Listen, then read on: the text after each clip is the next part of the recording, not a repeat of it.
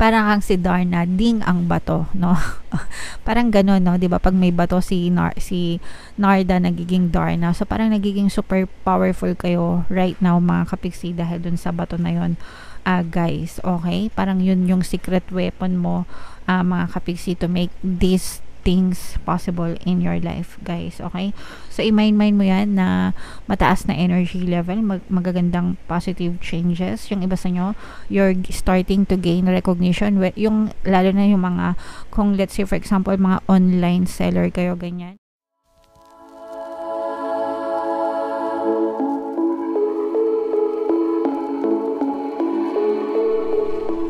Hello guys, hello Gemini, welcome back to Pinay Pixie Tarot. Ang pamagat ng episode natin for tonight is full moon kapalaran para ngayong January to February para sa Gemini, Sun, Moon, Rising, Sign, and Venus.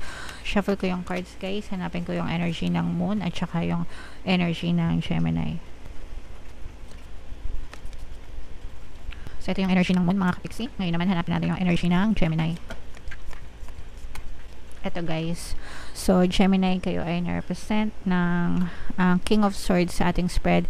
Ito yung combination guys ng positive and negative energy. General reading lang mga kapiksi, pwede mag-resonate, pwedeng hindi. Yung full moon season guys ngayong January ay sa January 25, tapos yung next na full moon naman ay sa February 24. So ang reading na to mga kapiksi ay sa period na yan. Grabe, ang lakas ng hatak ng energy nyo, no? Meron tayong presence dito ng, ang pamagat ng ating full moon ay wolf moon, mga kapiksi. Ang lakas ng hatak ng energy nyo. Meron tayong water sign, Cancer, Pisces, Scorpio. For some of you guys, kaya ako sinabing malakas yung hatak ng energy nyo kasi parang you are attracting new beginnings, no? Parang nag-attract kayo ng mga bagong simula sa buhay nyo, mga bagong opportunity. Parang hinahatak nyo papasok sa inyo, o kaya naman parang namamagnet papunta sa inyo, mga kapiksi. Kaya sinabi ko na parang ang lakas ng hatak ng energy nyo, mga kapiksi. So right now nakikita natin na you're making things happen. Parang ibig sabihin you're making things happen, pinangyayari mo, no? Kung ano yung gusto mong mangyari, kung ano yung nais mo, yun yung pinapangyari mo sa buhay mo, mga kapiksi. You're not taking no for answer. Ayaw mo na ng no, ayaw mo na ng walang resulta, ayaw mo na ng nakatunganga lang. Gusto mo puro action, mga kapiksi. You want to see positive changes in your life, therefore ikaw na mismo nagbabago, no? Parang mataas yung energy level mo right now and kumikilos ka ng naayon sa iyong plano and determinado ka talaga na makakita ng positive changes sa iyong buhay. For some of you, kung kayo ay may mga negosyo, mga kapiksi, or kung kayo ay nagbabalak magnegosyo or nagnenegosyo, parang yung mga tamang kaalaman na dapat mong malaman sa pag-handle ng business, sa pag-handle ng pera, ganyan, lahat yon napupunta sa inyo, kumbaga parang lahat yon napapasa iyo, napapasa kamay mo, no? Para kang merong mahiwagang bato. Parang kang si Darna, ding ang bato, no? Parang gano'n, no? 'Di ba? Pag may bato si Narda, nagiging Darna. So parang nagiging super powerful kayo right now, mga kapiksi, dahil dun sa bato na 'yon. Guys, okay? Parang yun yung secret weapon mo, mga kapiksi, to make these things possible in your life, guys, okay? So i-mind mo yan na mataas na energy level, magagandang positive changes. Yung iba sa nyo, you're starting to gain recognition, yung lalo na yung mga, kung let's say for example mga online seller kayo, ganyan, tapos for the longest time parang mga walang bumibili sa inyo, hindi masyadong kilala yung store nyo, pero ngayon unti-unti na kayong nakikilala, dumadami na yung mga customers nyo, and dumadami na rin yung mga parang recurring customers. Pag sinabing recurring, yung repeat buyers, repeat orders, yung mga paulit-ulit na bumibili, no? And parang nag-i-spread na rin through word of mouth.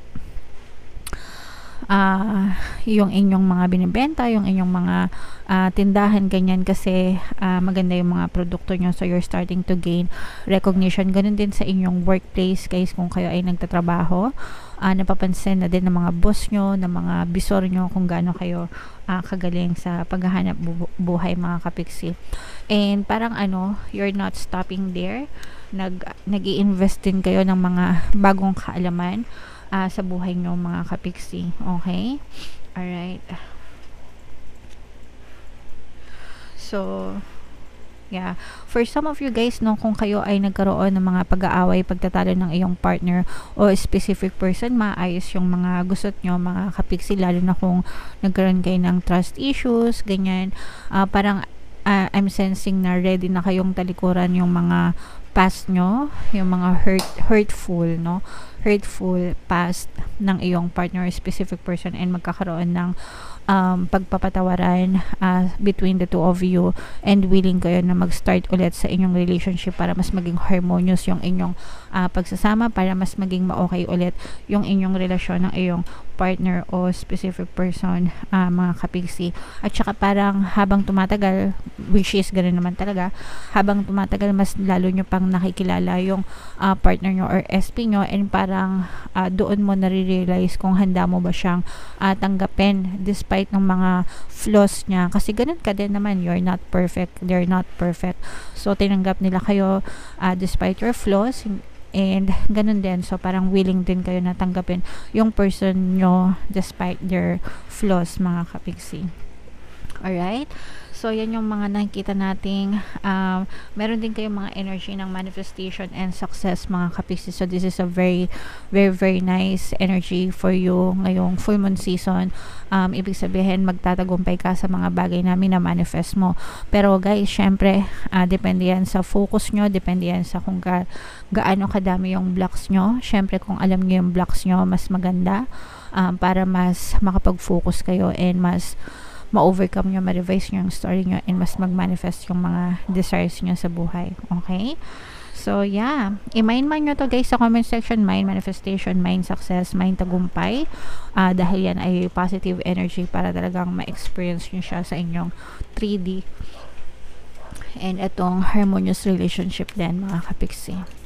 So, tingnan natin yung inyong full moon message guys.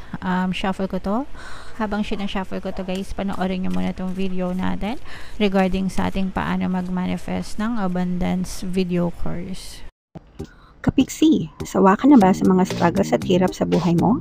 Masipag ka ba at masikap sa buhay ngunit hindi ka pa rin umaasenso? Ilang beses ka na bang nag-attempt magnegosyo at mag-invest pero palagi ka pa rin nalulugi?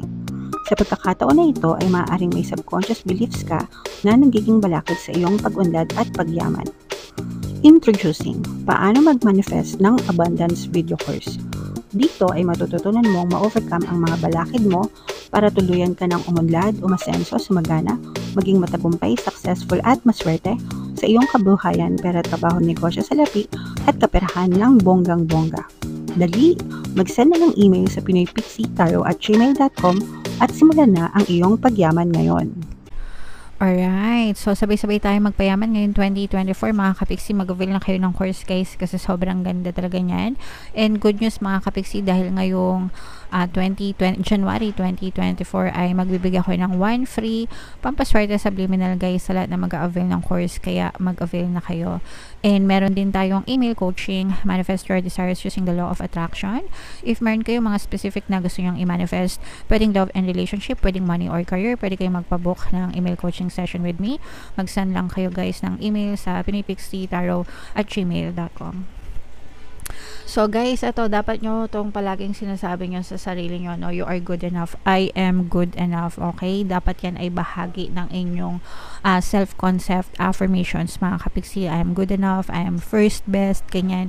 Yan yung favorite kong sinasabi, no, para sa aking self-concept na mga affirmations. So, dapat kayo din, guys, para you don't feel insecure, mga kapiksi, okay?